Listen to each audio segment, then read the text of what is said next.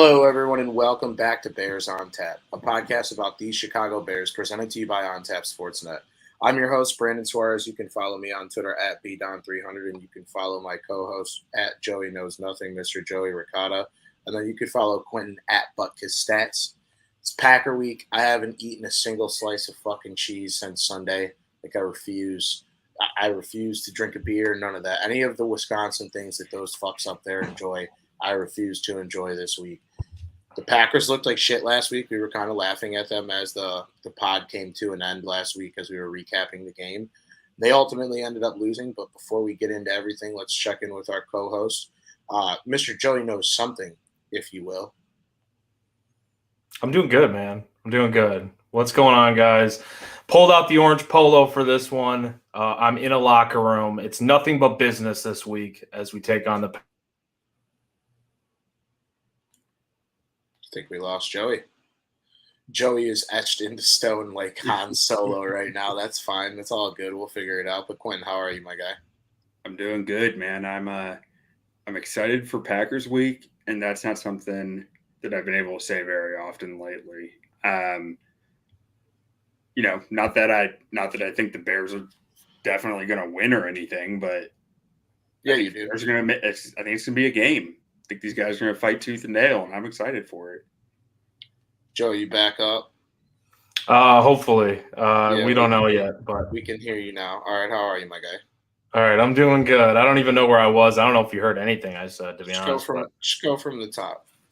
We're doing good, man. Like we got the orange, we got the orange polo on. We it's nothing but business here as it's Packers week. I'm in a locker room. I feel like Coach Flus right now. We're hoping to coach up the boys and guide us to another victory and remain at the top of the division in the NFC North. Yeah, I was going to say you kind of look like, when you start a Madden franchise and you start dressing your coach, you look like what the Miami Dolphins coach would look like right now, minus the fact that you have a Bears hat on. But that orange just screams like, I live in South Beach. I can't wear a dark color, so I'm going with this loud-ass orange. And people go know when I walk around that corner. But it's still warm outside, so I feel like I'm on the beach anyways. It was like 85 degrees outside today. That's nuts. Why couldn't we play at home this week, right? Right. Maybe we'll get the same rain that they're getting up there because they're not too far away. But interesting game, 10-point underdogs. The Packers did not look like a team that can beat anyone in the NFL by 10 points. And I say that lightly because we've been beaten by them by 10 points many times. But the way they looked that first game against the Vikings, who by no stretch of the imagination have like a top tier defense, he had receivers dropping passes. He was Aaron Rodgers was Mr. Checkdown. Like he was freaking out on the sideline, all sorts of shit. And I think right now, I want to make this very clear.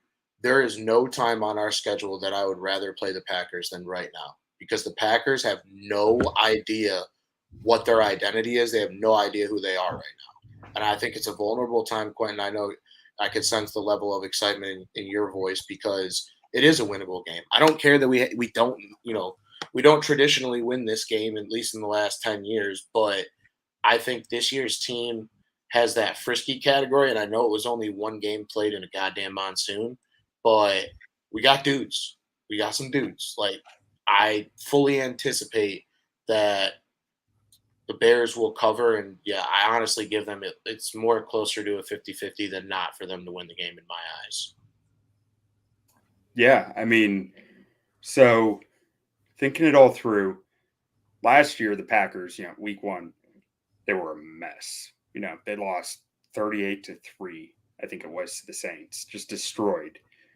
And in week two, it's not like their second game they came out guns a-blazing like everything's fixed.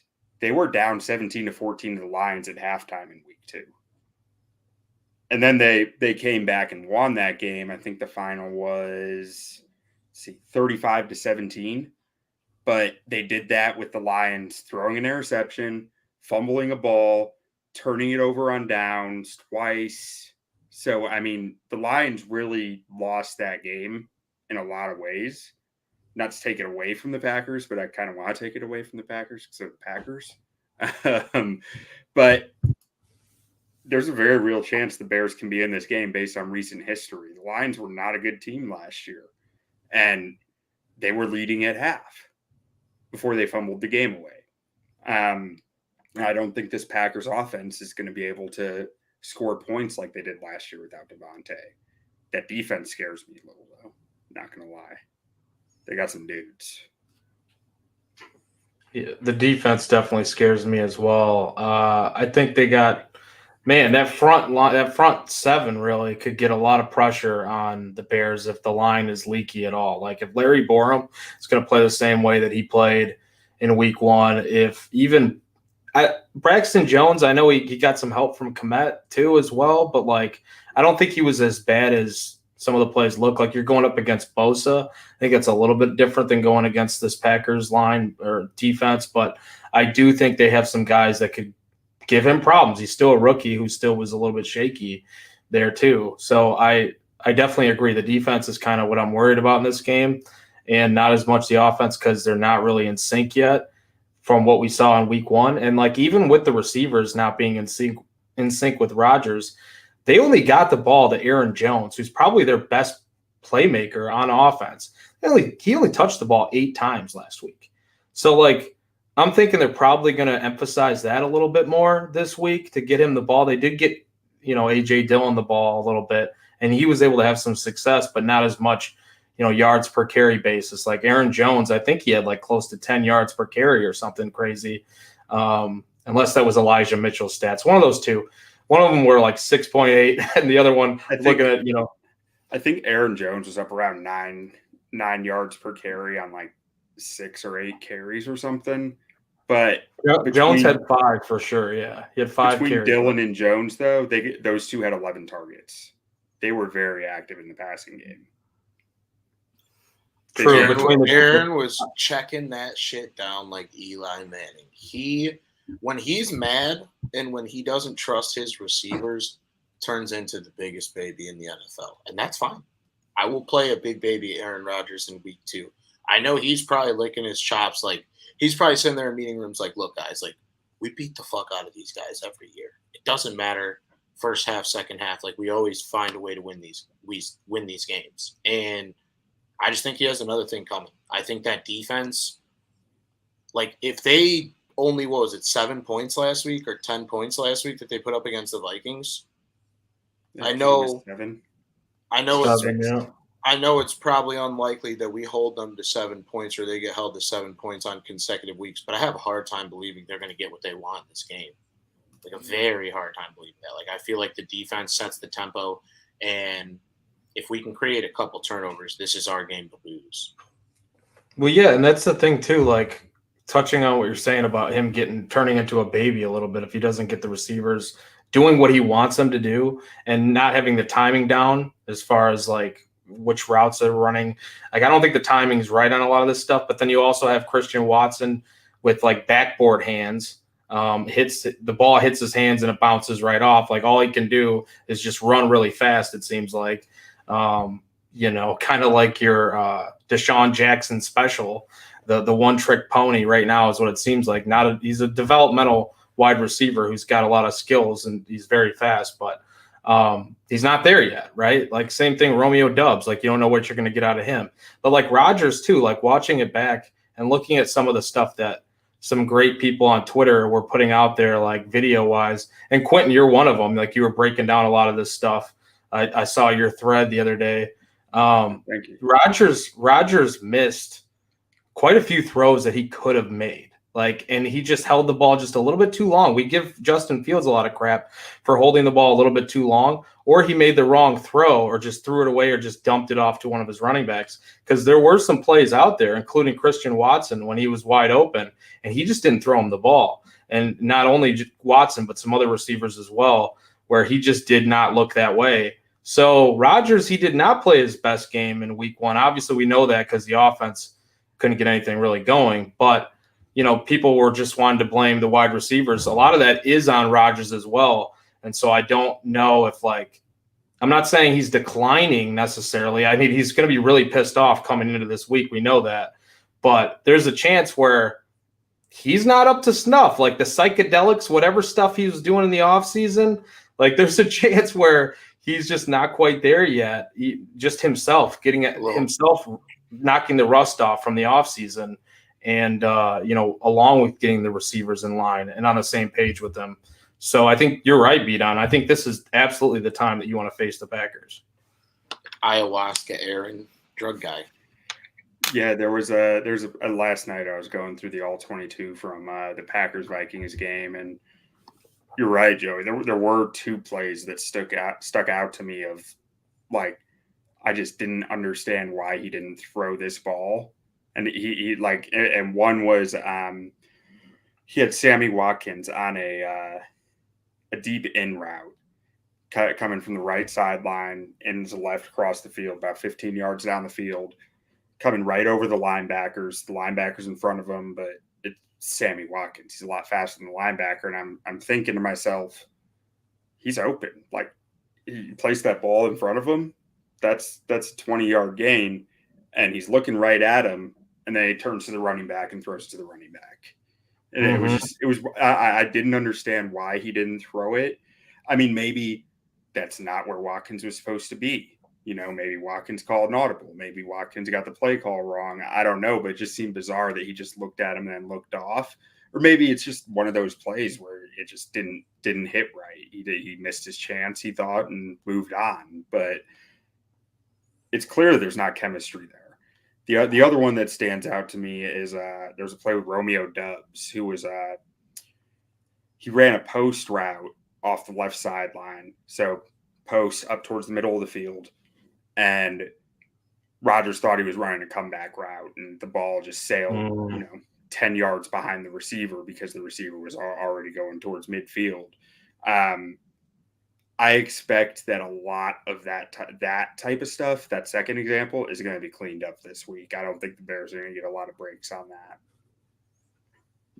Yeah, and I think, too, the game being at Lambeau matters. Obviously, they hate us, we hate them, but anytime you go on the road and you're in that primetime spot, we've all had the nightmares of having to watch these Bears games in primetime spots where they, we can't even buy a fucking first down. You know what I'm saying?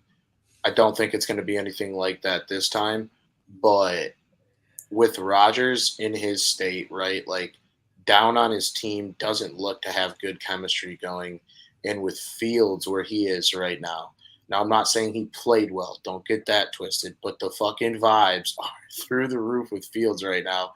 You know what I'm saying? After that game, the slide, all that stuff, the way the team rallied behind him in that game, because not to make it back to the 49ers game, but if you really look at the 49ers game for Fields, he didn't have an ideal game, but he found an open player twice for touchdown, right? On plays that were absolutely broken to shit. These Packer games are going to have those type of plays. You know what I'm saying? Those backyard brawl type of plays where Fields, his game elevates. And I think, too, Fields has always been a big game player. If you look at his college football playoff games, if you look at the bowl games, whatever they did in college, Big Ten championships, Fields always rises to the occasion. So I would like to see, I wouldn't say like better numbers than Rodgers, but at least like numbers that when they show the graphic at the end of the game, people are kind of, sitting there shrugging and saying, well, damn, Justin Fields kind of played a good game, So I hope it ends up like that, but I also could see like a game plan where we just try to squeeze the air out of the ball and keep it out of Rodgers' hands, which I also do not hate because they couldn't stop us if we were the running backs. If we had a little three-man room and then bring in Ron on fourth down, like we're getting 10 yards every time. So something that's interesting here, and I noticed on a play that I put out on Twitter last night, was there was a big gain to a tight end, just ended up wide open, and it was really the same concept as St. Brown's touchdown. Really the same thing, because St. Brown was almost in a tight end spot on that play, and it was come out looking like a run look, give it a little Olay to the linebacker, and then you're wide open. And it just kind of dawned on me right now. The Bears defense knows the Packers offense extremely well because of Getsy. Packers defense is going to know the Bears offense very well because of Getsy. Which also means they can throw some wrinkles in there that'll be very unexpected on both sides. But I expect it almost makes me expect this game to be very slow, except for a few massive plays on either side. Because it's like that thing of like, I know that you know that I know that you know that I don't know. You know, like there's going to be a lot of staring contests in this game, and that'll be interesting to watch for me. I think it really just sets up to me to be a very defensive battle. Like all the things that you're saying, Q, and all the things that you're saying, Bdon, about potentially running down their throat or just trying to squeeze the air out of the ball and just trying to, I don't know, play like more of a slow pace. Potentially, I think that just kind of sets up to be more of a defensive battle. We know Flus wouldn't mind that, right? Like his coaching style and the way that the Bears played in week one, it feels like there's not only are the vibes good as far as offense go and like Fields riding this wave after the win and everybody diving into the puddle or into the lake that was a field on Sunday. But defensively as well. Like you have Eddie Jackson, who's now like people are like, oh, bring back 2018 Eddie Jackson. Like, and he's feeling good about this performance. Like, I listened to Jalen Johnson on the radio the other day, and he was talking about how, the confidence was there too between the players, like after the game and even leading up to this, like there seems to be a really massive shift as far as like philosophy, not only philosophy, but just the way that the players are feeling. And if you're a confident team, that's a scary team. Like there's no question about it. Like football is one of the main sports where you can come in with a little intensity and confidence and do much better than any other sport, I feel like, because if you do have that, all of a sudden you can start to think a little bit more clearly as well, but you can put hits on people a little bit differently. Like Eddie Jackson was delivering some hits on Sunday that we have not seen over a few years now. So like, I think there's something different about the defense this year, obviously. And I think that's going to play into it as far as the Packers not being on the same page right now. Like you're going to take on a Bears team who's feeling good. Yeah, you can call it the weather, whatever, which let's be honest, though, wasn't totally the weather. They did things to take away what the Niners do well. So I'm sick of hearing that all throughout the week that we've been getting this national media like, oh, it's just a weather game. I do feel like the game plan should be successfully run the football and throw some play actions in there and try to open things up because the weather shouldn't be as bad, obviously, as last week, even though we don't know quite what it's going to be this far out. There should be some opportunities to hit some deep shots later in the game, like, or at some point in the game, whether that's the first quarter, second quarter, or, second half. I do think Montgomery will probably have a better game this week as well. Like I know we talked about, is he a true fit in this offense, or is Khalil Herbert a better fit with what they want to do and just seeing the whole and going, as opposed to Montgomery, maybe, looks a little bit more for better opportunities and kind of waits around a little bit. I think if you do run like a fullback out there on a lot more plays for Montgomery, get some better push. Like, I don't think they were getting terrific blocking when Montgomery was in the game either, as far as run blocking goes. So I think that's going to be the way that you beat the Packers. Then he can really open things up for Fields, who, as we've seen, he can do things off script and he can kill a game plan. Like he can throw out, even if you had a terrible game plan, like Getsy might have a terrible game plan this week because the Packers are expecting what he's going to do. And Fields can kill that in a heartbeat. So I think that's one of the things that you don't know going into the game what's going to happen with that, but it just gives you a lot of hope that in any situation, this offense can do something special, even if they don't have the best talent. And by the numbers, go ahead. One thing that the rain game aspect really is kind of cool about is, Getsy didn't show his cards. His offense still ain't on film. Mm-hmm. So that's something that's nice. The Packers don't know any of his wrinkles yet, really, because they only threw the ball a handful of times, and half of those were very safe, simple plays that every team has. Yeah, and the rain excuse is bullshit too, because you're an NFL team. Unless your facility is 100% indoors, you have the opportunity to practice outside in the elements. Maybe not in those elements, but at least Yeah, definitely not those elements. But yeah, maybe you go out for practice and there's a light rain or a little bit of rain. Like, you're a fucking NFL player. Like, you literally think about it like this: as an NFL player, you get paid for about 25, maybe like 30 hours of work each week. And most of that time is spent at the facility, and then you got the 3 hours for the game.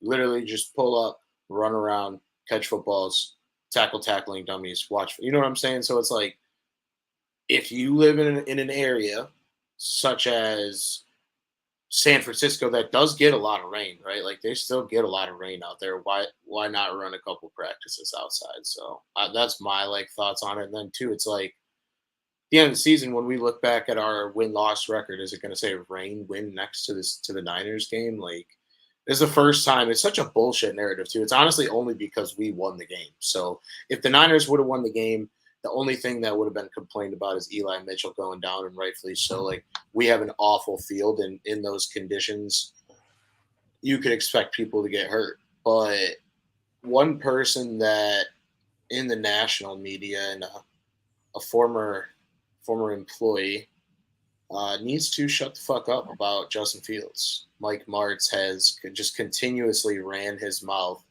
about Justin Fields, and I understand. Did you see what he said today? Did he double down? No, he backtracked. The video, he was talking about Trey Lance and all that. The video was cut up terribly. Oh, okay. All right. Bdon has just before we go into Bdon.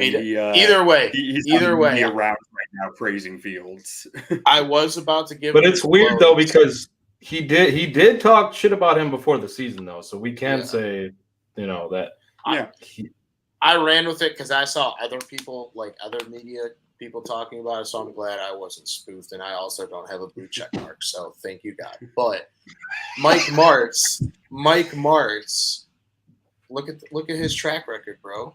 Like, think about it like this: Mark Bulger, Ryan Fitzpatrick, who was still playing in this league until last year.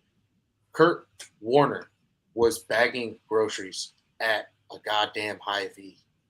Like, if there's anyone qualified to talk about quarterbacks, it's Mike Martz. So I'm glad it's not about Justin Fields. So, but if it was, I'm not saying I would be scared. I would just think that would be something that would Justin Fields, one, ultimately doesn't listen to, but if it does somehow get into his inner circle or something like that, he's not like Mitch Trubisky, like turn the TVs off in the facility. He's a bulletin board material guy. You know what I'm saying? I want Fields to hear it. Like, yeah. So maybe we should send him the wrong hearing it. I think that he's like he feeds on that, Mm-hmm. And I think too, people around the league, like, there's still nobody that's really sold on him. I wouldn't say that I'm sold on him. I just believe in him because he's my quarterback. You know what I'm saying? I'm not going to have a quarterback on my team that I don't believe in unless he's just completely run his course. And it's way too early to tell either side of the argument for Fields. He hasn't played enough games. There's not a big enough sample size. But I would like to see this week on offense a way more advanced passing game if the weather allows it in rain game 2. Let me know when we start the regular season after the rain games. You had the preseason, the rain games, and then the regular season. But maybe Justin Fields has a breakout game and like carries us to a victory. Like, that's the type of performance that Bears fans and the national media want to see. And until that happens, where it's like Fields has 300, perfect QBR, 3 touchdowns, no turnovers, all that shit, they're just going to continue to, like you said, Quinn, give him more of that bulletin board material to feed on. So whichever way you look at it, I still feel like he's the right guy at this given point for our franchise. But Aaron Rodgers and his offense, like we kind of alluded to earlier, like, they're going to eventually figure it out. Let's hope it's not this week. Like, let's hope that they can just kind of slide into week 2 the way they slid into week 1 and not really have that camaraderie with the receivers. And then I think their injury list was released this week too. So we have their injury list as well. Bakhtiari didn't practice. I don't know how to say it. Elgin. That's an awesome name, Elgin. They always say it on the broadcast, and I'm like, I should remember this. But we all know if you've listened to this podcast for long enough, I'm definitely not the name guy. He was a limited participant. Alan Lazard, that's the big one. That is the one receiver that you can throw the C word with Aaron Rodgers in the same sentence, because that is the receiver that he's had probably the most chemistry and the most receptions over the last few years. He still has Randall Cobb hanging out, but like, if we let Randall Cobb beat us, we deserve to lose. You won't hear anything else on that topic. Like, if you come into this game and let Randall Cobb and Sammy Watkins and hell, even any of their receivers beat us, that's laughable because they're not good. But further down on the injured list, you have Mercedes Lewis, tight end, did not practice today. Keeson Nixon, full participant today. John Runyon did not practice today. Quay Walker was a full participant, and Jake Hansen was a full participant. So they got a couple injuries stacked up already, and those are guys that have been key parts. Not all of them, but I'm saying like the Bakhtiari, Jenkins, Lazard. Those are like three key players for their team that could be either Runyon too. He's a starter. Yeah, right John guard. Runyon too. Yeah, exactly. So those 3-0 linemen are huge to me. Like I don't know if Lazard's going to play this game. He helps their offense, but I think the 3-0 linemen are the biggest thing. I mean, exactly. Even at this point, I have a hard time saying that Bakhtiari is going to be a major upgrade for them when he does come back, just because I have real questions about how bulky that knee is and whether he's even the same player anymore. But he might prove me wrong on that. But that's at this point, he's missed so much time with it. I'm wondering how much gas there is left in the tank on it. And Yash Nijman, their backup left tackle who's starting right now, he could start on multiple teams in the NFL. He's pretty good. So that one doesn't stand out to me as much as like Elgton Jenkins. You got me messed up saying it now. Elgton Jenkins. I was call him Elgin. And John Runyon. Like those two, like they're going to be forced to start Royce Newman and Zach Tom out there, who are like, Royce Newman's a fine player. He's not as good as Elgton Jenkins. And Zach Tom is a rookie out of Wake Forest who needs – I loved him in the draft, but he needed some development, I thought. Seen plenty of clips of Sam Hartman getting his clock cleaned last year. Yeah. So ultimately, those two stand out massively to me. I hope Lazard isn't playing this game, but he might be, and he's not a star. He's a good player, though. Yeah, I mean, I'm not really that scared of Lazard, to be honest. The chemistry is better, so that's the one part that, like, you kind of talked about. Get them in rhythm. He's got two receivers and two running backs on his offense that he can count on right now. That's it. Yeah, pretty much. And the running backs are playing like the top receivers right now. Right. So it's like Randall Cobb is 57 years old, as well as Mercedes Lewis, even though Mercedes Lewis is like 6'9". Yeah, I'm with you though, Q. Like this offensive line situation for the Packers. Like supposedly, I was looking into Bakhtiari that he had a good practice yesterday, but they just it was a maintenance thing. He didn't have a setback. The reason why he didn't practice today, I believe, was because of I think they're going to try to alternate like practices throughout the week. So it sounds like he could be playing Sunday, but like you said, we don't know how good he's going to be. If he's right, he's one of the best left tackles in the game. So like that does concern me if he is there and right. But like on the other side, you talked about Jenkins and then Runyon. That's going to be scary, I think, for the Packers if the Bears can show that they can get some push, on the edge and the interior, like they showed they could do last week a little bit. So and the Vikings got a little bit of push on them. Like their defense isn't that great, the Vikings defense, and the fact that they were able to get, they do have some playmakers, Danielle Hunter, they've got some guys over there, but Yeah, I don't know. I think it's going to be definitely worrisome for the Packers, especially if you don't have the receivers running the right routes or, the right timing and all that. If you're going to be in pass pro, that could come in to hurt the Packers for sure. And that's maybe where the Bears could take advantage and cause some turnovers, like create some chaos. I'm all here for it. I think that's where the Bears might be able to win the game, especially even if these guys do play and they're not 100% healthy, but they just want to make it back on the field. I think that could still open up some, potential chaos for the Bears. So how many blitzes do you see them like having this week? Do you see like increased pressure? Do you see similar to last week where it's no extra pressure, or what kind of situation do you see with that? As few as you can get away with. I mean, throwing extra blitzers at Rodgers has never been a great strategy. Eberflus comes from a school of thought that you don't like sending more than the 4 guys. Now, you might see some mugged up looks where they're showing in the double A gap, and then a D lineman drops off, and the one linebacker goes. That type of simulated pressure where you're still only sending 4, but it's which 4 is the big question. Or even like one of my favorites is when you have either a linebacker or a D tackle start to engage an offensive lineman and then drop back. You saw the Vikings do that a few times against the Packers last week, and that's something that can really throw off an experienced O lineman because they're just tunnel vision to the guy who's engaging them, and then they don't realize that they just let another guy straight through while the guy they were engaged with just backed off into coverage. So, I mean, I think we see some interesting simulated pressures from the Bears, but I don't expect them to bring much extra at all. Yeah, and last week too. I mean, you saw it with the Packers. Josh Myers, he was like blocking his own lineman on a play. Like they can definitely get confused in certain situations.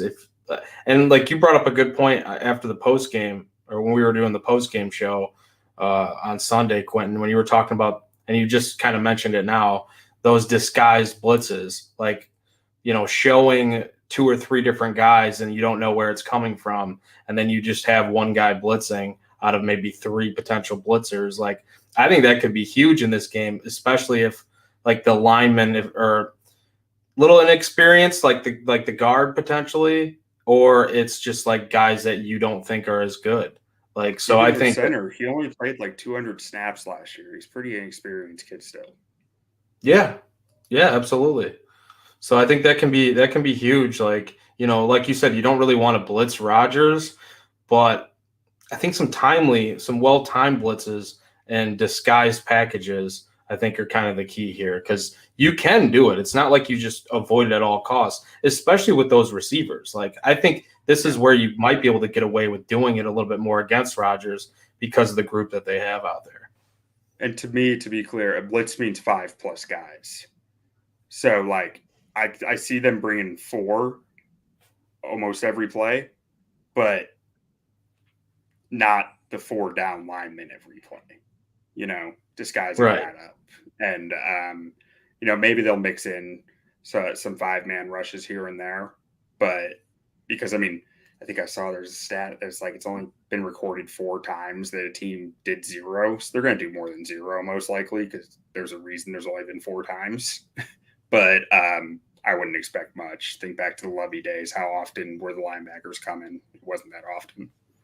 That's one thing that we got super pissed about. Who was the Bears' old DC in 2018? I can't think off the top of my head that we used to get pissed about. Mel Tucker. No, 2018. Fangio. Vic Fangio. Thank you. The best we used to get a little bit pissed because he wasn't doing as many. So, but yeah, I mean, if you can get away with not doing it, there's a reason why, because you're getting that front 4 pressure, and I see them doing a lot more of that and not the 5-man plus blitzes. But I do think this is a game where they can.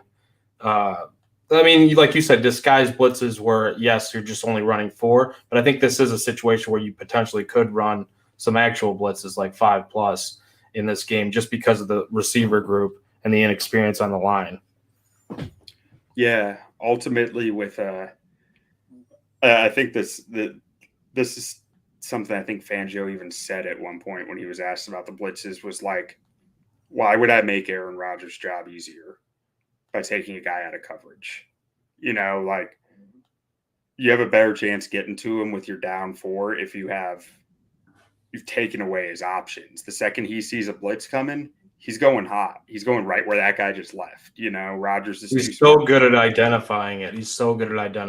Yeah. Doesn't mean you can't get there at all, but more often than not, he's going to hurt you. So you need to be very selective with it. Yeah, and I think ultimately the pressure is the key on the defensive side of the ball because he doesn't have Devontae Adams anymore. He doesn't have really anybody that scares me on the offensive side of the ball. If you get A.J. Dillon or Aaron Jones going, they can get 100 yards in a hurry and 2 touchdowns. I've seen it many times. But as far as the passing game, and especially the way it looked last week, they're not going to just abandon it this week. Like they're not going to come out and try to hammer the ball on the ground. They're going to take shots early and they're going to take shots often. They're not going to be great shots like they used to be, but I think this is a really telling week for guys like Jalen Johnson, guys like Kyler Gordon, guys like Jaquan Brisker. And then, too, to even double down on that, like you don't think Dominique Robinson wants to get his first sack against Aaron Rodgers, his first game against Aaron Rodgers? You don't think Robert Quinn wants to get after it? Like, I truly think on both sides of the ball, it's super cliche. It's one in the trenches, and especially if the Packers are down one, if not more, linemen, like it could get ugly. I'm not saying we have like the freaking Bosa brothers, but we have a quality pass rush. Like Quinn was talking about, you send simulated pressures and you send an extra man every now and then you got Aaron Rodgers' chin strap up in his nose and he's breaking tablets on the sideline. So I think that could be like the key on defense. On offense, you just have to come away with points on drives. Like we can't get in our own way, so no dumb penalties, obviously. You can't turn the ball over. Obviously, you turn the ball over against Aaron Rodgers, you're probably going to lose. But even if they're field goal drives, I don't care. I think you need to find probably 31-plus points in this game to win it. Over under 1.5 discount double checks from Robert Quinn. Oof. Over. I'll say under because I think he gets one, but with like a lot of pressures. Did he get a sack last weekend or no? I don't think he did. Oh, I'm betting that this week. 100%. I don't even care if it's like – I don't care what the odds are. I will bet that. They're a little sprinkle. But, yeah, dude, the Bears are a live dog on the money line. Like, they're probably like plus 400 or something stupid. The line opened up at minus 9.5 for the Packers? I never saw it below 10. Yeah. No, they went up to 10 quick. Yeah. Like I was looking on Monday and it was at 10. So like, it's at 9.5. It's at 9.5 right now. Well, Vegas is telling you something. Well, I guess it depends which book you're looking at. I think the consensus is at 10 now, though. But so Vegas like DraftKings up, but it's plus 9.5, 41.5 for the total, and plus 370 for the Bears on the money line. Well, basically, if you look at that line, though, like if you look at where it opened and then where the market moved to 10 so fast, Vegas and sharp bettors are basically telling you something. They're telling you not to overreact to the Bears' week 1 victory, that it was fluky. They're basically taking it as like a weather-related game, weather impacted win, and the Packers should start to figure this thing out, and they just weren't on the right page in week 1 and also faced a really good Vikings team, or expected to be a good Vikings team. That's kind of what Vegas is telling you. And I think what Vegas is actually telling you, and if you know, is to hammer the fuck out of the Bears. Because everyone and their mom and their sister and their brother and their cousin and their auntie put a little cheese on the cheese to cover that 10. I promise you that. You'd have to look up the betting handle, but and also saw it in my name there too. Yeah. I agree. Hammer the money. This is a non-betting against the Bears podcast. I actually had to go on Irish on Tap yesterday and say, like, I refuse. I'll bet, like, an over-under in their games, but, like, nope, and nope. So that Lions game last year in week 2 against the Packers that I was talking about at the start of the show, Yeah. The Lions were That was like a Monday 11.5 night point game. dogs. Yeah, and they ended up blowing the cover because I think I was a sick man and I took the Lions that day. Yeah, it was like a last. It was They won by like I remember it was a 17 or really something, bad yeah. beat. Terrible.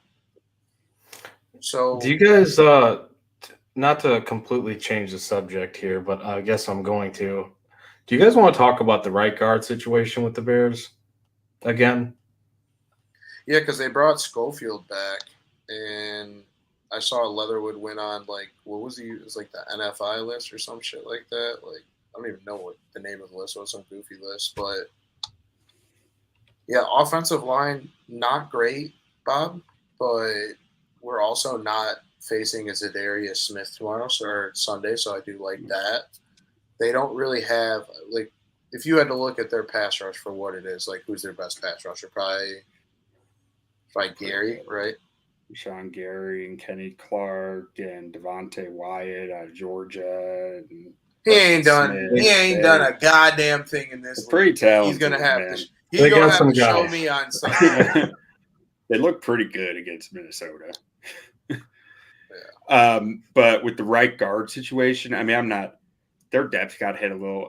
Leatherwood got mono, so he's gone for 6 weeks or something like that. Something ridiculous because it's mono Sam and it's like Darnold. super contagious. It's just the Sam Darnold special. Yeah, exactly. Which sucks. It hits their depth a little. They had to go grab Schofield. I'm not too concerned about it though, unless someone goes down. That's when I'll start worrying about it. Because honestly, I mean, even if someone does go down, you leave Patrick at right guard, or you leave Jenkins at right guard. You have some flexibility along the O line because you have Mustafa at center, who's not truly the starter once Patrick's back. And not that I love Mustafa, but he looked serviceable last week, more serviceable than he did the year before. So I feel like that's something that you can work with at least. Jenkins had himself a game in week 1. Jenkins was looking mean. I liked it. Well, that's kind of I'm glad that you're mentioning that now, because that's kind of where my head was going with the right guard talk. I like that they named Lucas Patrick the honorary captain, obviously facing his former team. I think that's cool. You're going to want him to be a leader on that line. You're probably going to want him to play center eventually, when he can. I just feel like I wasn't a huge fan of the splitting the reps, and I thought that Tevin Jenkins looked a lot better at right guard than Lucas Patrick did. And is that because of the injury kind of holding him back a little bit? I don't know. But I also think that like if you're picking the best guys to be on that line right now, I would say if Patrick can play center, he would be the best fit to play center, and then Tevin at right guard. And like I'm just not a huge fan of the splitting the reps thing. I don't know if that's what they're going to do again this game, but like I think it hurts his development too. Like just let the guy go out there and play right guard, especially when he looked that good. If he's like going to be your right guard of the future and on a cheap rookie deal. Like I know there's been the falling out with the coaching staff and like all the rumors in the offseason about trades and this and that with Tevin Jenkins. But I feel like the way that he looked and the potential he showed, like I don't think you mess with that. I think you put him at right guard, and if Patrick's good enough to go and snap, like we don't know with the injury, I think he's got to be in there at center, even though Mustafa was like serviceable. I think Patrick obviously is the better upgrade there. So I don't know what you guys think about all that, but I definitely feel like Tevin Jenkins has earned his right to get even more snaps at right guard. Yeah, like him not the rotation, I honestly don't think it had a thing to do with Jenkins. I think it had more to do with the fact that Lucas Patrick is supposed to be the heart and soul of that offensive line and the guy who's making the line calls, and he can help Sam out there and with those line calls, and they just wind him on the field. I'm not sure that the Bears' best offensive line right now, if Patrick can't play center, isn't to put him at left guard. I'm not completely sure that's the wrong answer. Yeah, but they're not going to do that. He's a vested veteran. He's got a lot of respect in the locker room and around the league. So their only option is really Kevin at that point. If you really want Patrick on the field. Now I'm not saying it's the right call that you really want Patrick on the field, but they do, and I'm not so sure it has a lot to do with Tevin as much as it does Patrick and Whitehair standing in the locker room. But I also haven't seen anything this week about where Patrick has been practicing this week. If his hand's good to go, I think that's a great thing for the Bears O-line for him to play center. If he's good to start snapping the ball again and get a full week of reps in with Justin. But we'll find out. So the only people on the Bears section of the injury report was Kari Blasingame, and he did not practice today. Velus Jones did not practice today, and then Riley Reef was a full participant despite being a limited participant yesterday. So yeah, Velus is out, I'm pretty sure, again. Yeah, so he got downgraded. He was limited yesterday, and he was out today. That's probably not a good sign. Yeah, because you want Velus out there on Sunday night making plays, giving us an extra option against the shitbox secondary of the Green Bay Packers. Jair Alexander is extremely overrated, but they still got Kevin King kicking back there. Is Kevin King still kicking around in Green Bay, green and yellow? I hope he is. Kevin King, man, find out now. Where's Kevin King? How many bonehead plays have we seen him make? Yeah. Oh, yeah, dude. Kevin King's still in Green Bay, dude. Find Kevin King and expose Kevin King. That's the game plan. He ain't getting on the field unless someone gets injured. I mean, they got Jair Alexander, Eric Stokes, and Russell Douglas starting. I wish Eric Douglas has been good, too. Eric Stokes was an overdraft. Russell Douglas is a solid player. He had a rough game last week. Yeah. No, I like Jefferson toasted him once or twice. Toasted him. Yeah. Dude, honestly, though, Darnell Mooney started nice up and going good well on Sunday. If we can get Mooney involved, just get Mooney on Alexander, cook his ass too. No, get him. Stokes. I think Stokes is going to be pretty focused this week after last week. Which put Darnell Mooney against Preston Smith like they had him out covering. Did you guys see that? They had Preston Smith at one point covering Justin Jefferson. Jair Alexander was covering a backup tight end.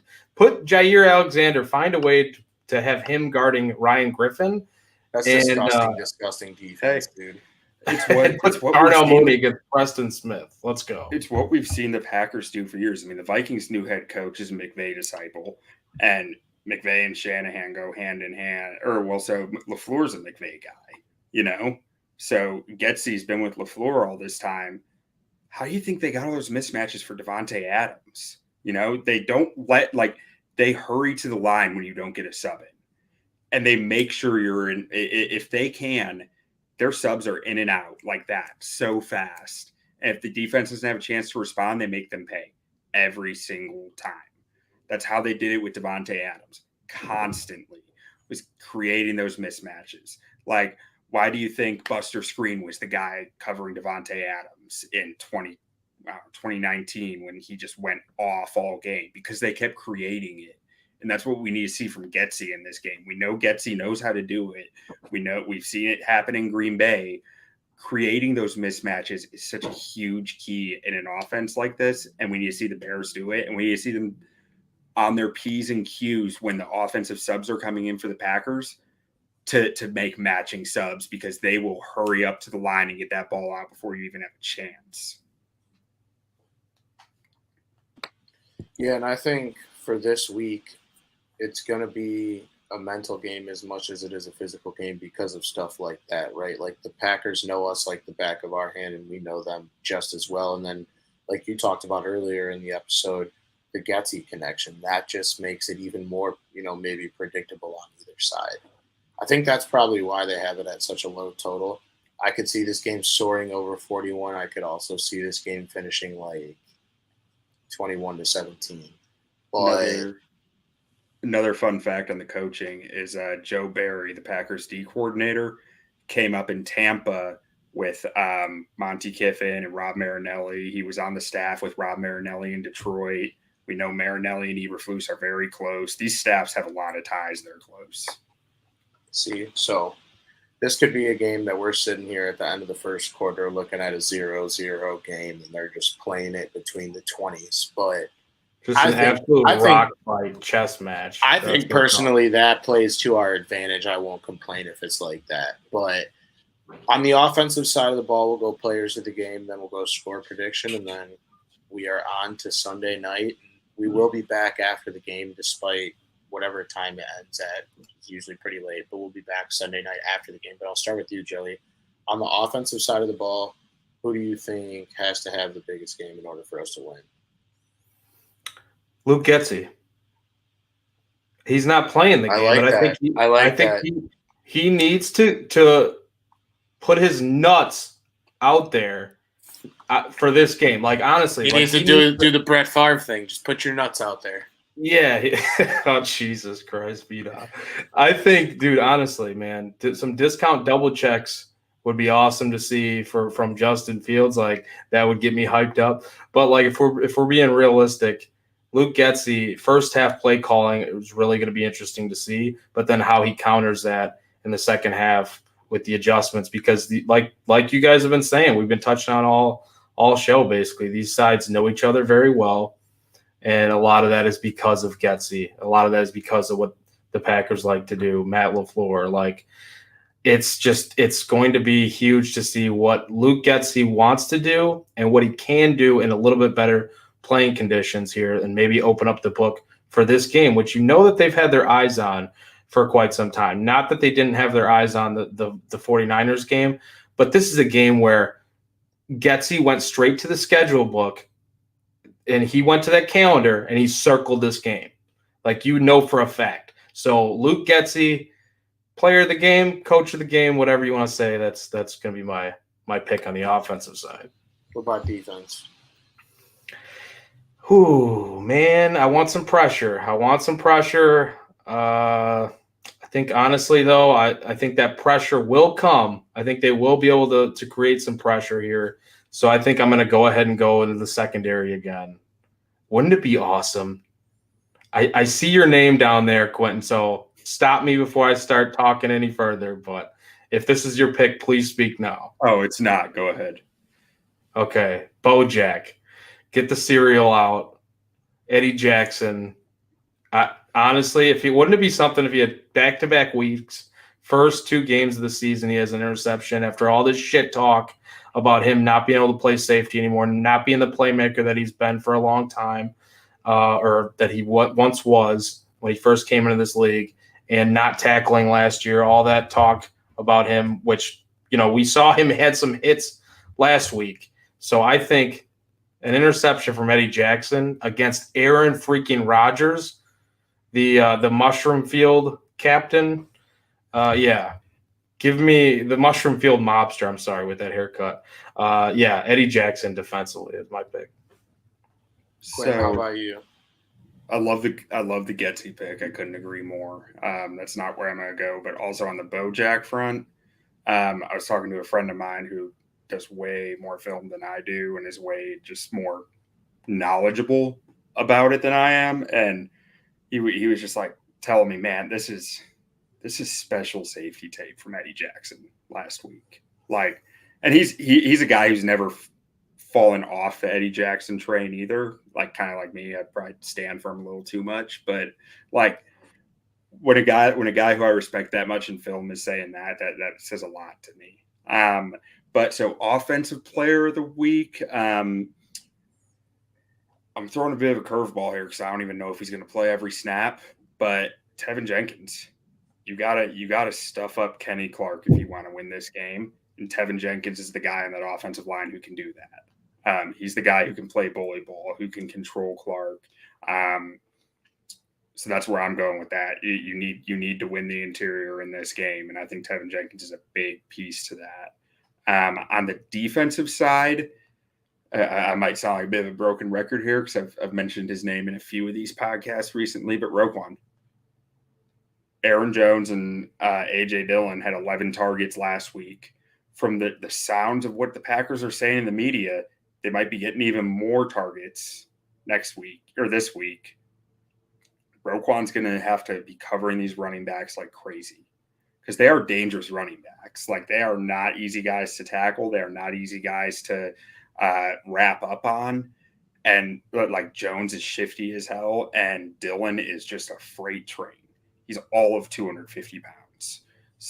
So him covering these guys up in coverage, and I want to see him fight through some blocks better they did last week, but that's not what I'm as concerned about this week. This week I'm more concerned with anything on him shutting them down in the passing game, and this is a big chance for him to say in the contract negotiation, hey, maybe I can't plow through a block like you want a linebacker that you're willing to pay, but show me one linebacker in the league who can do this, because this is what Roquan does. He needs a big game. Did you see the respect that Aaron Rodgers gave him today too? I think it was today, talking about Roquan Smith. Yeah, he gave him a lot of props and respect. So that was says cool. That he wishes the Bears would have traded him. Yeah, he wanted him out of the division. Yeah, and Roquan was kind of saying something earlier in the week about Aaron Rodgers too, about the respect that he has and wanting to play against Aaron Rodgers at his best. He said, "I want to play against the pissed off Aaron Rodgers. I want to face them at their best." So like, that's a guy that's not afraid of this type of challenge and just lives for shit like this. So I love that pick. So for me on offense, it's cliche. It's a meatball, but I think we get a breakout game from Fields.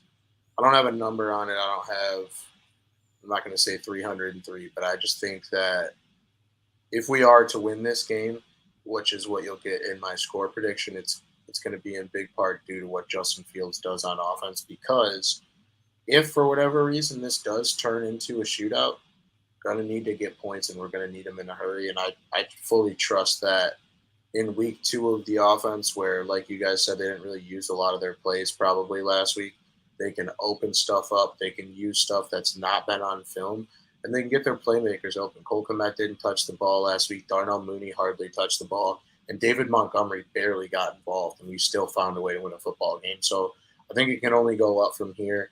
I'm looking for a John Stockton-esque performance as far as being the point guard out there. But on the defensive side of the ball, I'm going to go on the D-line. I'm going to go with Robert Quinn. I think he needs to set the tempo and set the precedent with the 4-man rush. We talked about the possibility of there being more blitzes this week, but the most important thing is to keep consistent pressure with just the 4 men that you're sending on every play, right? So with Robert Quinn being the leader up there, with him having not necessarily like bad blood, but with him having a little bit of history with Aaron Rodgers, I think that he's looking to have a big game, and I think he'll deliver on that big game. For score prediction, which I'll get your guys' after mine, I'm gonna go 27-21 Bears. It's an ugly score. If you took the over, that hits the over for you. But I think we're going to need Cairo a couple times on Sunday, make a couple key kicks. And while I do think that it's about 50-50 whether this is just a white knuckle, like super low-scoring game or a shootout, I think 27-21 is right in between the both of those. And I think a very attainable win for us. Close to my score prediction, so I'm gonna just go ahead and give it, because at first I was thinking this is like a under type of game completely, the way that these two teams are just match themselves up, and also the way the Packers offense looked in week 1. But I feel like it's going to go slightly over because of just how these two teams are also looking to kind of break out after last week, and then the Bears not being able to do what they wanted to do last week and what they wanted to call. They couldn't call the same stuff that they really want to. I don't think Getsy was able to, like Quentin had mentioned earlier. But 26-20, I think it's going to be 3 touchdowns, a missed extra point by Cairo Santos, and 2 field goals. So 26-20, I got the Bears taking this one down, shocking the world 2 weeks in a row. Man, so I was trying to work a missed extra point into my score too. I do not have a lot of confidence in it right now. But I couldn't get a number that clearly like displayed a missed extra point that I thought was realistic. So I just trashed it. Like, I was thinking about going with 23, but there's a lot of ways you can get to 23. It doesn't tell you missed extra point. That's Iowa football numbers, 23. Yeah. But so I got less than that actually. Because life's too short to pick against my favorite team. I've got Bears 24, Packers 21. And I'm calling it now. The Bears are going to block a punt this game. Ooh, I saw that on your thread. I like where you had that. That's a good one. They know a thing or two about Pat O'Donnell up there. Dude. About his preferences, where he likes to go with the kick when he's under pressure, and that bastard. With the way they were getting pressure on Pat O'Donnell, the Vikings last week, I think they're blocking the kick. How funny? How funny would it be if like you're the punter and the team that you left outperforms the team that you are currently on this year? Like, I'm not saying Bears are going to go to the Super Bowl or anything, but like, what if the Bears have a couple footballs fall their way this year and they end up in a wild card spot and the Packers do not? Like, that shit would be funny to me because Pat O'Donnell, I mean, he's a punter. At the end of the day, you control field position, but what type of control do you have? And then as a Bear, like, you just never go to the Packers. So he's instantly canceled in my book. I hope for the sake of Quentin's prediction and for the sake of chaos in this game that they find a way to block this punt.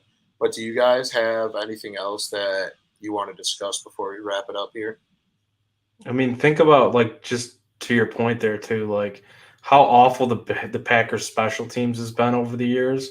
Like, that's something they've been really trying to like just figure out for a few years now. So like I could absolutely see that happening. I was trying to think of I like the fact that Getsy, I know we've been talking a lot about Getsy and the offense. I like that he took accountability for a play that happened that Fields, he looked like he made an awful read on, and it was a terrible pass into coverage. It looked like last week against the 49ers.